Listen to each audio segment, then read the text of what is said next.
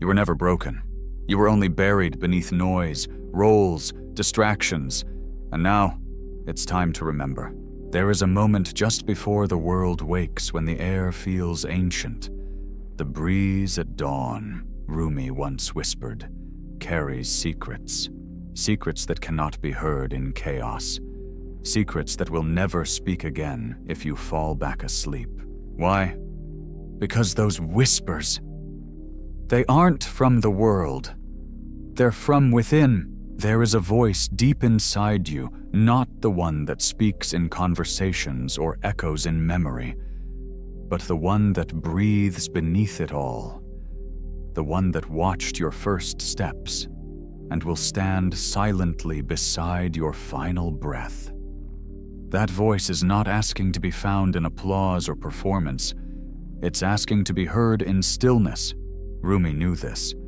He didn't write poems to decorate pages, he carved maps into the soul.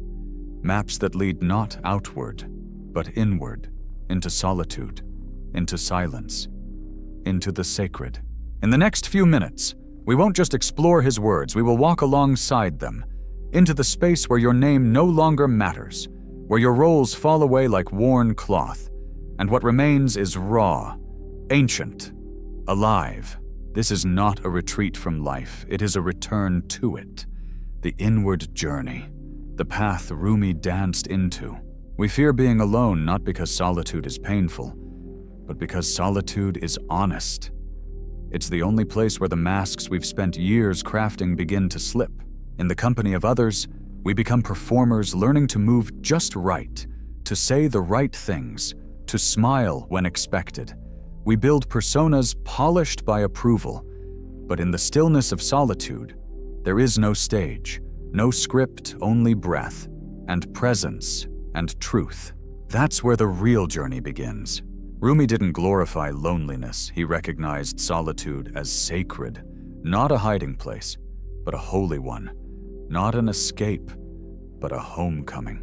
He once wrote, "A little while alone in your room will prove more valuable than anything else that could ever be given you."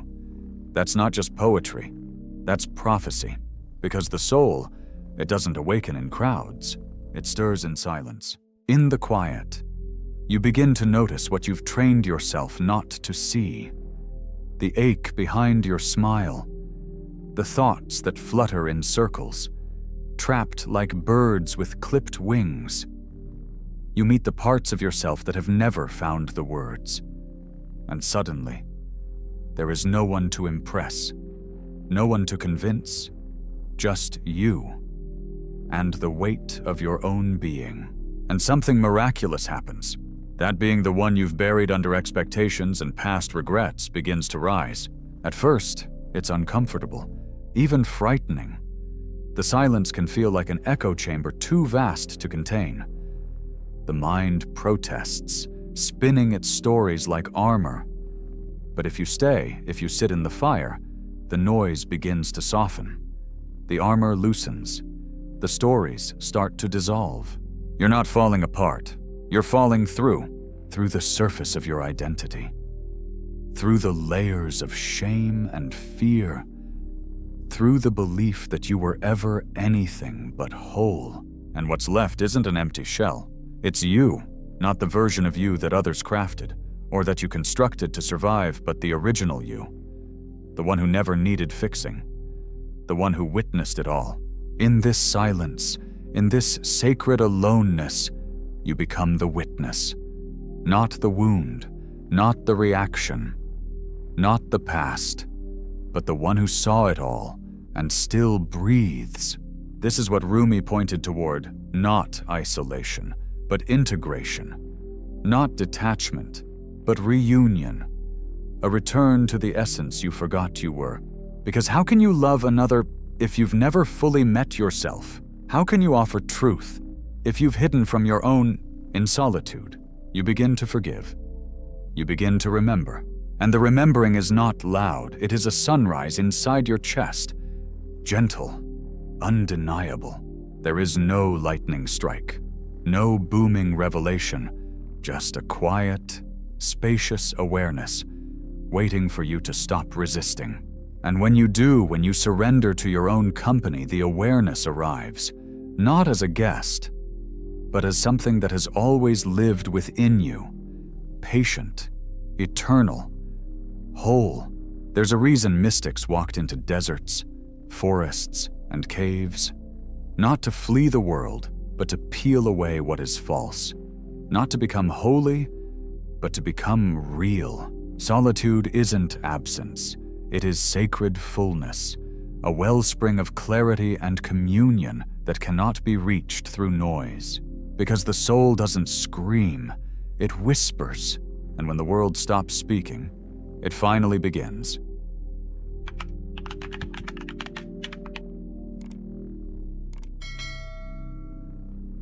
At first, it feels like a void. The silence surrounds you like a thick fog, dense with everything you've tried not to feel. The walls echo with thoughts you've buried, desires you've denied, pain you've numbed. And the instinct is to run, to fill the stillness, to reach for anything scrolling. Noise. Validation just to avoid being alone with yourself. But if you stay, if you remain, something changes. The racing thoughts begin to slow. The walls of your inner world, once built in defense, begin to soften. What once felt unbearable starts to become bearable, even tender. The silence, once heavy, begins to breathe. You start to hear yourself, not the performance, not the echo of your conditioning, but the real voice beneath the one untouched by applause or criticism, the one that was here before you learned what to say to be liked, how to move to be accepted, how to shrink or shine in the presence of others. That self does not perform. It remembers, and as you begin to listen, truly listen, the self you thought you were built on reactions and stories and masks begins to fall away, not violently, but with quiet grace, like leaves letting go in autumn. And underneath there is presence, not just awareness, but a deep, visceral beingness. It doesn't arrive with clarity at first. It arrives with questions, with shadows. Because solitude does not just bring peace, it brings truth. And truth isn't always easy. You meet the versions of yourself you've tried to forget, the fearful child, the angry one, the lonely parts left waiting at doors that never opened. And this is where many turn back. They whisper, "I'm too broken. I don't want to feel this much. I can't do this alone." But Rumi would say this is not a breaking. It is a birthing. Healing is not always light. Sometimes it is a deep and necessary darkness, a dismantling of illusions, a return to what is real. And if you can sit in that darkness, if you can resist the urge to escape or define or numb, you will begin to feel something extraordinary emerge from within the quiet. A silence that is not hollow, but infinite. A space that is not empty, but sacred. This silence doesn't soothe you with platitudes or promises. It does something more profound. It holds you. It wraps around every contradiction you carry, your beauty and your grief, your ache and your joy, your fears and your dreams. It asks for nothing in return. It simply says, "You are allowed to be here. All of you." This holding, this presence, is not a concept. It is a felt sense, a knowing, and it begins to change you, not because it fixes you, but because it finally lets you be seen. You begin to realize your wounds are not enemies. They are messengers. The pain you pushed away is not a curse, it's an invitation to feel, to return, to remember. You are not your thoughts. You are not your past. You are the awareness that holds them. And the more time you spend here, in this sacred solitude, the more that awareness grows. Not as a conclusion, but as a recognition. Like remembering a name you've always known. This is not the ego. It is not identity. It is not the you that fits into boxes or roles. It is the witness, the vast, steady watcher that existed before you were born, and will remain long after. And that watcher is not passive. It is deeply alive, quiet, but potent, still, but aware. There's a reason every spiritual tradition has spoken of the desert, the cave, the forest. It's not just about silence, it's about sacred confrontation. It's about standing still before the mirror with no one watching, and finally saying, "I see you, I won't look away." Solitude becomes the fire that refines not by burning you down, but by burning away what you are not. In that fire, the need to prove dissolves. The compulsion to be someone crumbles. You no longer need to justify your existence. You no longer chase worth. You begin to breathe differently. You begin to sit not to achieve stillness, but to realize it's been there all along. You realize that solitude is not a punishment. It is not loneliness. It is communion, not just with your inner self, but with the pulse that lives in all things.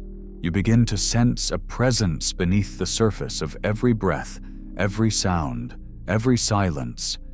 And that presence, it doesn't speak in words. It speaks in being. And for the first time, being is enough. You are no longer trying to be seen. You are seeing. You are no longer waiting to be loved. You are becoming love. You are no longer lost. You are home.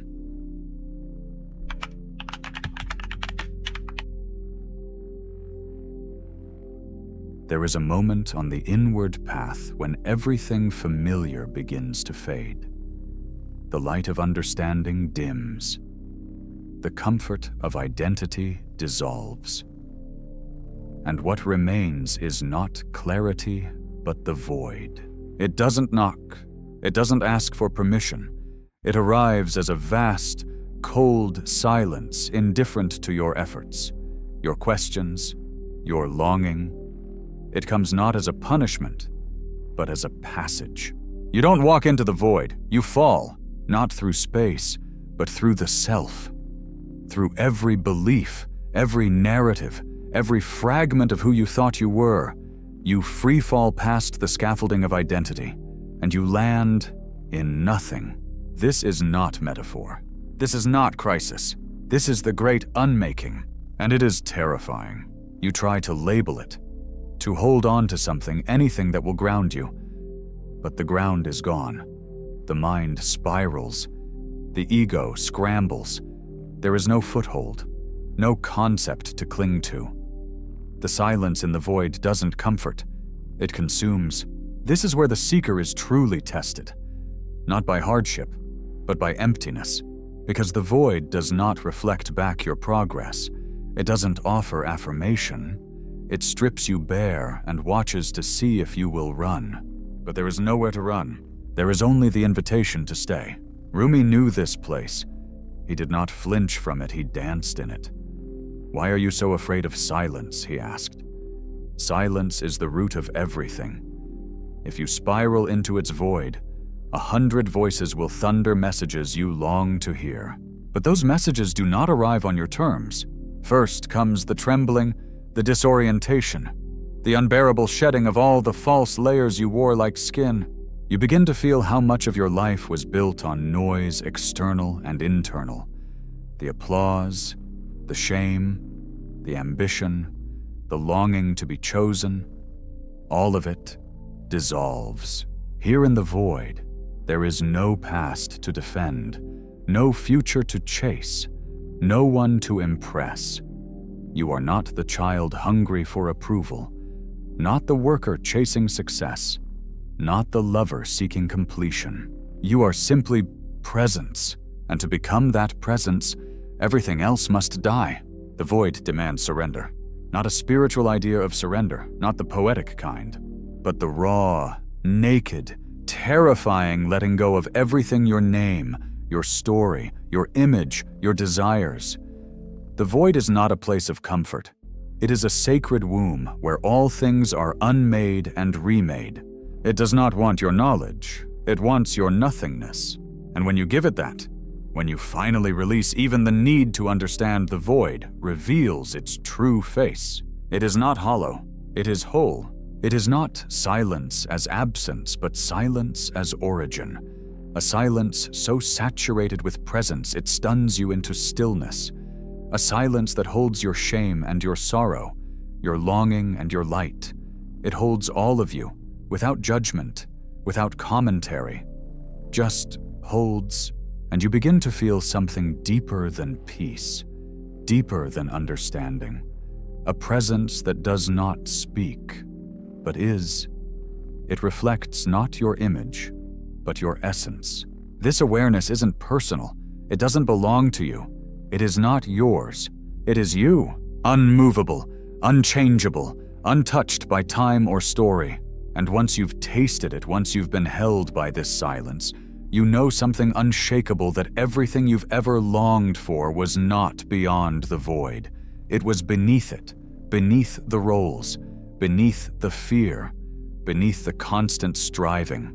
It was here, waiting. But the void is not a destination.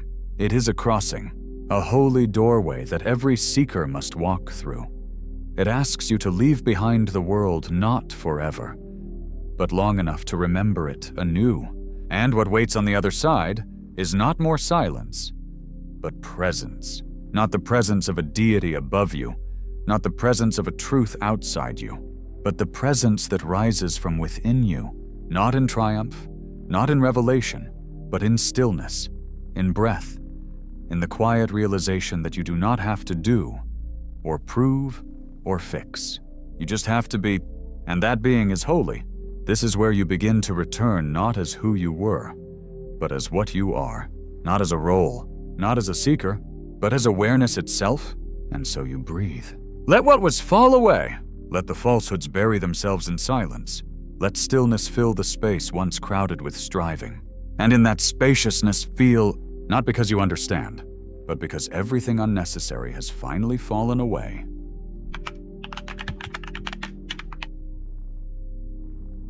From the ashes of the void, something begins to stir. Not with a shout, not with clarity, but with a quiet shift. As if your soul had been holding its breath for years, and now finally exhales. What remains after the unraveling is not emptiness. It is not the numb silence you feared, it is presence. A subtle, living aliveness that asks nothing of you but your attention. Not the kind of attention trained by urgency or desire, but the soft, open awareness of a child seeing rain for the first time. This presence is not made. It is uncovered. It doesn't arrive with fanfare. It was always here, like a soft hum beneath the noise. You just forgot how to listen. And now you remember. You breathe not because someone taught you a technique, but because your body has remembered it is safe. You notice light not as an object, but as a dance, a slant of sun on your wall, the movement of shadows across your skin. Time no longer drags or races, it softens. It becomes a rhythm you don't have to fight. This is not some elevated spiritual state. It's not enlightenment. It's reality, stripped bare. You are not above life, now you are in it, and that changes everything. Presence doesn't shout for your attention. It invites you, gently, over and over, to stop running, to stop resisting, to simply be here. And as you do, something extraordinary begins to unfold. You notice the betrayals not from others, but from yourself. How many times you've silenced your truth in a single day. How often you abandon the moment to control the future or mourn the past. You feel it all now, the fear, the longing, the ache to be seen. But here's the miracle, you see it without shame. You see it with compassion. Because presence doesn't judge, it doesn't reject, it simply sees. And in being seen, the pain begins to soften. Not because it's fixed, but because it's held. This is the quiet revolution of presence. Your life stops being a problem to solve and becomes a mystery to witness. The dishes in your sink become a meditation. The sound of your footsteps, a prayer. Silence, once feared, becomes companionship. And slowly, you begin to notice something deeper than peace, a subtle, steady warmth beneath your awareness. a current that moves through everything. Not a thought, not a philosophy, a feeling, a hum, a knowing. It feels like love, not romantic love. Not the conditional kind that comes with promises and wounds. This is not a love you earn. It's a love that simply is. Rumi called it the beloved. He saw it not as a person, but as a presence, a divine aliveness that lives in the light through the trees, in the tears that come for no reason, in the ache you can't explain. The beloved is not somewhere else. It is not waiting in someone's arms, or on some distant peak of achievement. The beloved is the presence you're feeling now, the stillness that doesn't ask you to change, the gaze that sees you without expectation, the heartbeat beneath your heartbeat. And the moment you stop searching, the moment the seeker dissolves, that love begins to rise. It rises from the ashes of your striving, like a soft yes whispered in the ruins. It rises because it never left. You didn't find the beloved. You became still enough to feel it, still enough to remember. And this is the great paradox, the truth that Rumi wove into every verse. You are not on the journey. You are the journey. You are not seeking love.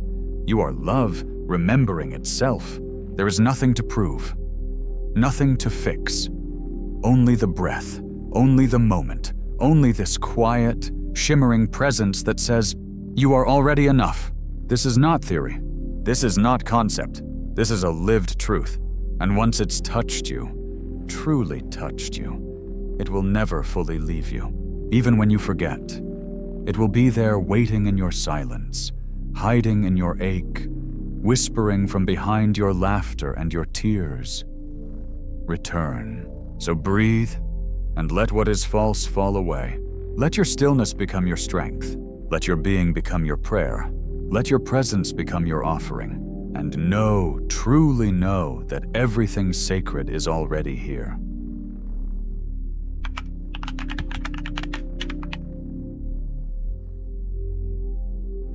When presence settles in you, it doesn't arrive like thunder. It arrives like breath, like warmth on your skin you didn't know you missed. It does not demand transformation, it simply allows it, not through force, but through quiet seeing. Because to see clearly is to begin to heal. And when you see without resistance, without the filters of who you think you should be, something incredible happens. You soften. You begin to turn inward, not to escape the world, but to meet it more fully. Not to think more, but to see more clearly. To witness your inner life not as a battleground, but as a landscape. Every emotion, every passing thought becomes a cloud, formless, transient. Part of the sky, but not the sky itself. And you are the sky, the awareness that holds it all. This is not detachment. This is intimacy of the highest order, because true awareness doesn't float above life, it leans into it. It touches every experience with tenderness, even the painful ones. You begin to see the sorrow you carry isn't weakness, it's proof you've lived. The ache in your chest isn't failure, it's the doorway to your capacity to love. The fear that rises, it's not a flaw, it's a signal, a guardian, a messenger. Everything becomes sacred when it is fully seen. And this seeing doesn't exclude the hard parts. It includes them. Presence does not avoid discomfort. It holds it. It welcomes the fire of emotion not to be consumed by it, but to understand what it's trying to say. When you are angry, presence says, stay. When you are afraid, it whispers, look closer. When you are lonely, it says this too belongs. This is the fire of presence, and it does not burn you to ash, it burns you to truth. You begin to see the parts of you that have been asking for your attention your whole life, not with words, but with habits, with tension, with longing. And finally, you are listening, and something in you exhales. The pain, once denied, begins to unfold. It does not disappear, it transforms, not through analysis, but through love. not because you fixed it, but because you stayed. Rumi once wrote, "Don't turn away. Keep your gaze on the bandaged place. That's where the light enters you." And it's true, every place you once wanted to run from becomes a sacred entry point. Every wound, a window, every trigger, a teacher. You don't have to react anymore. You don't have to defend. You don't even have to understand. You just have to see, and in the seeing, the false begins to fall away. Not because you banish it, but because you stop clinging to it. What remains is not an image of who you should be. What remains is the truth of who you are. And that truth, it hums. It is not loud. It is not dramatic. It moves like a river beneath your skin, constant, quiet, alive.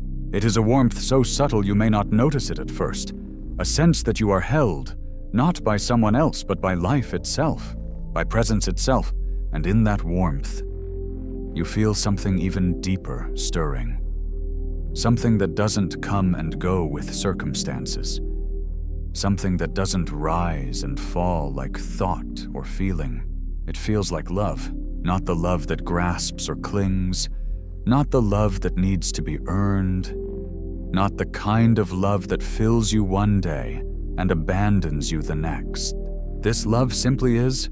It does not want to possess you, it wants to become you. Rumi called it the beloved, the divine presence behind all things. He saw it in grief, in joy, in longing, in laughter, in every thread of the human experience, not as something outside, but as something within. Not as a destination, but as your very essence. And that's when the remembering begins. Not the remembering of events, the remembering of your origin. You begin to feel I was never separate. Not from life, not from love, not from the sacred. It was always here, I just forgot. And now I remember, not because someone taught me, but because I became still enough to feel it, present enough to receive it. And in that receiving, life no longer feels like a race to be won or a task to be completed. It becomes a dance, a dialogue, a partnership, not with something beyond you, but with the sacred within you. And so you walk differently, you breathe differently, you speak with less urgency, you listen with more depth. You look others in the eye and see not strangers, not competitors, but mirrors. And you remember what Rumi tried to show us in every line, every dance, every breath, that you are not just in the world, you are of it, that awareness does not separate you, it unites you. And in that unity is love.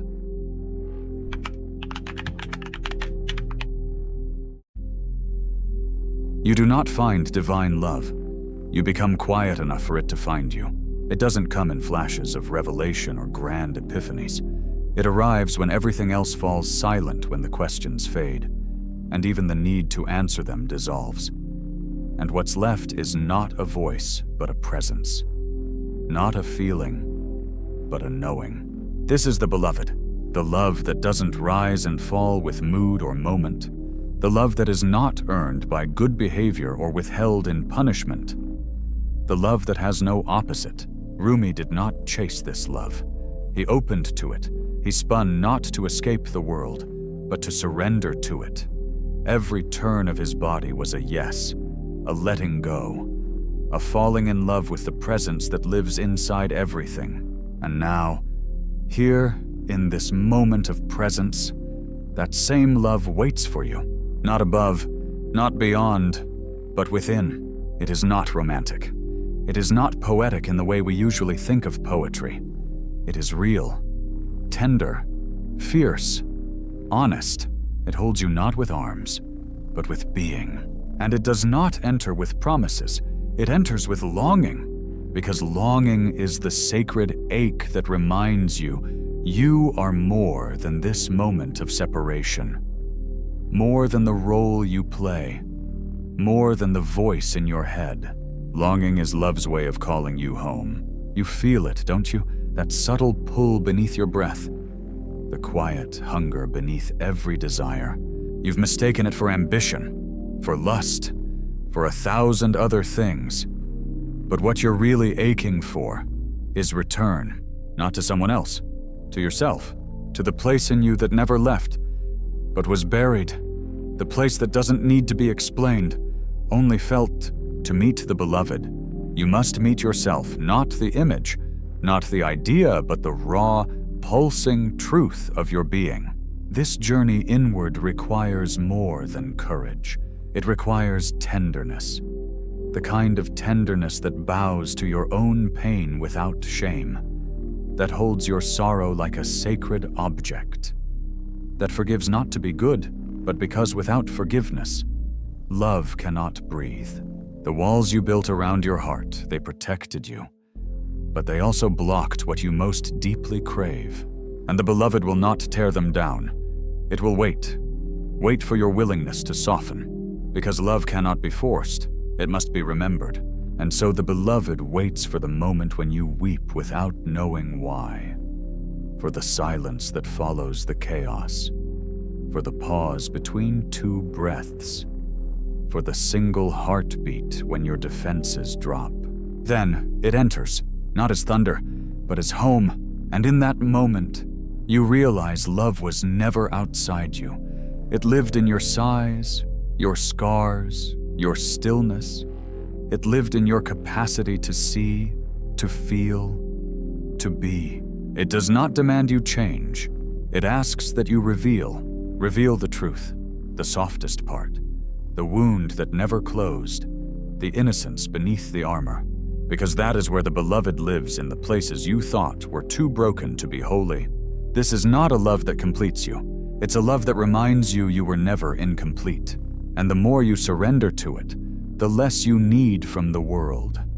Not because you have transcended it, but because you finally entered it. You begin to move through life not as someone seeking, but as someone offering. You become a mirror reflecting light, reflecting wholeness, reflecting back to others the truth of who they are. This love does not make you special. It makes you transparent, so present, so real, so open, that life can move through you without resistance. You speak with less noise. You walk with more grace. You love not to be loved, but because it's who you are. And even when life forgets you, even when people misunderstand you, this love does not. It waits in the silence, in the ache, in the beauty, in the breath. And when you are ready, it holds you again. This is not metaphor. This is the truth Rumi lived. He became nothing so he could become love. And now, so can you. You don't need to search for it. You need only to remember.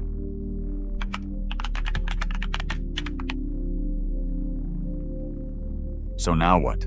You've walked through the silence, stood in the fire of the void, felt the ache of presence and the soft hum of love, and yet life still awaits. The dishes still need washing. The world still turns with its noise and demand. People will still misunderstand you. Traffic will still move slowly. Emails will still fill your inbox. So how do you carry this sacred remembering into that world? You live it. Not as a concept, not as a quote on your wall, not as a peak experience you revisit only in meditation. You live it through your presence. The kind that requires no grand gestures, just attention. The kind that shows up in the smallest things. The kind that listens more than it speaks. That pauses before it reacts. That notices the sacred hiding in plain sight. This is integration. It is not the end of the journey. It is the beginning of real life. Because now, love doesn't live only in stillness. It lives in movement. It lives in the way you pass someone on the street, in the way you speak to the cashier, in the way you forgive, not just others, but yourself again and again. Presence becomes your language. Kindness becomes your grammar. Love becomes your punctuation. You begin to walk through the world not as someone trying to prove anything, but as someone who remembers.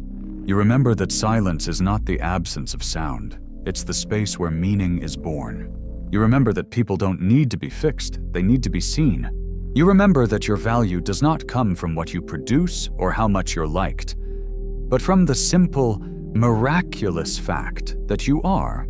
And when you forget, and you will, you return. Not to the video, not to the book, but to yourself, to breath, to stillness, to now. You return to the presence that never left, and slowly, your life becomes a sacred rhythm. Not because it's perfect, but because it's present. Even your sorrow becomes part of the offering. Even your anger becomes energy you can hold with tenderness. Even your fear becomes a teacher, not an enemy. You begin to see that love is not something you have to create. It's something you allow. It's already moving through everything.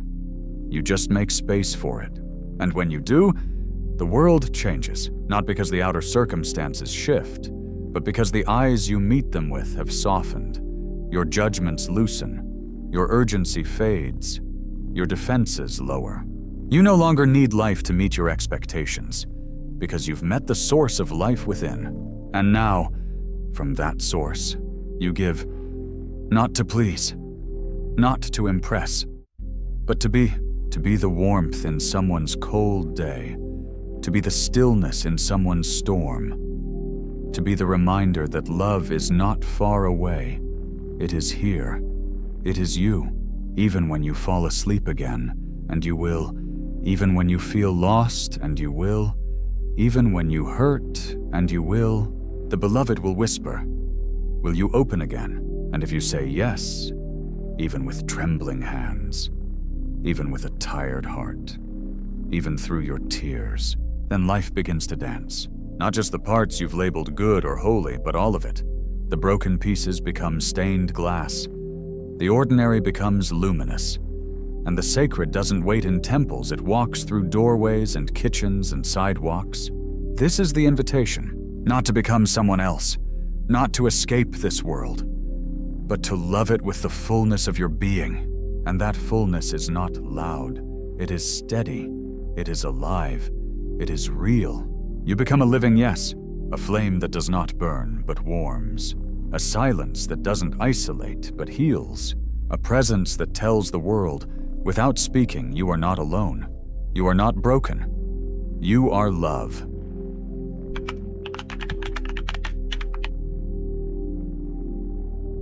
Now, we return, not back to the life you knew not quite, and not forward into something foreign, but inward, again and again and again. This is not a circle, it is a spiral. Each return brings you deeper, each breath uncovers more, each moment is another step home. You've seen it now, the truth beneath the noise, the love beneath the ache, the presence beneath the performance. And once you've seen it, you can't unsee it. You can forget for a while, you can drift, but the remembering has begun, and it will call you, quietly, relentlessly, until you live from it. Integration is not about perfection, it's about devotion, a daily vow to return to yourself, to live not from reaction, but from response, not from effort, but from alignment, not from fear, but from love. And that love is not loud. It doesn't shout to be noticed. It hums in your hands as you fold laundry. It moves through your words when you speak truth gently. It shines in your gaze when you look at someone and truly see them. That's how love lives now. Not as something you feel, but as something you are. The journey is no longer something you talk about. It's how you move, how you listen, how you wait, how you breathe. And it's not always graceful. You will stumble. You will forget. You will be pulled into the tides of emotion, the old stories, the noisy world. But now, you have a place to return to. Not in time, not in thought. In stillness, in presence, in you. This is the sacred revolution when you stop needing the world to give you what you already carry inside. And from that wholeness, you begin to offer, not as performance, not as self-sacrifice, but as overflowing. You begin to speak from love, act from love, choose from love, breathe from love. Not the love that says, I will love you if, but the love that says, I am love. So I love, and when you forget, and you will, you do not shame yourself. You do not spiral into judgment. You simply return to breath, to presence, to the silence that holds you without condition, because now you know the silence is not empty. The void is not dark. Solitude is not loneliness. And love. Love is not something you find. It's what remains when you stop looking. Rumi said, "Beyond ideas of wrongdoing and right-doing, there is a field. I'll meet you there." And you have found it, not in words, not in thought, but in the space between, the place where the sacred meets the human, where the seeker meets the source, where the question dissolves and only being remains. So as this journey ends, let your life begin again. Walk slowly, speak kindly, pause often, notice beauty, become the quiet center in the storm, the open heart in the crowd, the one who remembers, even when others forget. And when someone asks you, "Where did you go? What changed?" you can simply smile, because the truth can't always be told. It can only be lived, so live it. Let your presence be the poetry. Let your breath be the prayer. Let your stillness be the offering. And let your love, your deep, quiet, eternal love become the gift the world didn't know it was waiting for. Because you are not the journey. You are not the seeker. You are not the wound. You are the awareness, the flame, the beloved. You are love, remembering itself,